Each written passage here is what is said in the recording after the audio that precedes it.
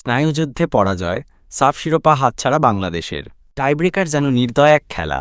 ভাগ্য কখন কার পক্ষে দাঁড়াবে, কে হঠাৎ নায়ক থেকে খলনায়ক হয়ে পড়বে, তা বলা যায় না। ভারতের অরুণাচল প্রদেশের ইউপিআর গোল্ডেন জুবিলি স্টেডিয়ামে আজ সেই বাস্তবতা দেখা গেল। অনূর্ধ্ব-19 সাফ চ্যাম্পিয়নশিপের ফাইনালে স্বাগতিক ভারতের কাছে টাইব্রেকারে 4-3 ব্যবধানে হেরে রানার্স আপ হয়েছে বাংলাদেশ।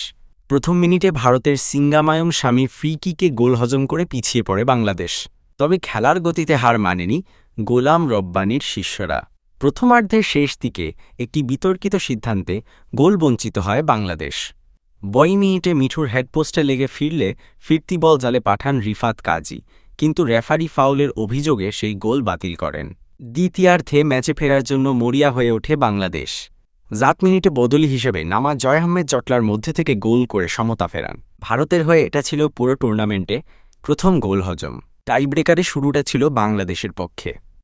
ভারতের দ্বিতীয় শটটি গোলকিপার ইসমাইল হোসেন ফিরিয়ে দেন, কিন্তু শেষ দুটি শটে সালাহউদ্দিন ও অধিনায়ক নাজমুল হুদা ব্যর্থ হলে সেই আলো নিভে যায়।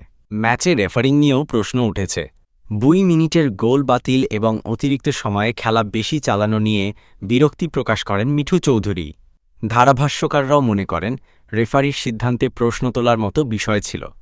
বাংলাদেশ মালদ্বীপের বিপক্ষে ড্র দিয়ে টুর্নামেন্ট শুরু করে। এরপর ভুটানকে হারিয়ে সেমিফাইনালে ওঠে, যেখানে নেপালকে হারিয়ে ফাইনালে খেলে। প্রতিটি ধাপে তারা দেখিয়েছে তাদের চেষ্টা, একাগ্রতা ও প্রতিভা।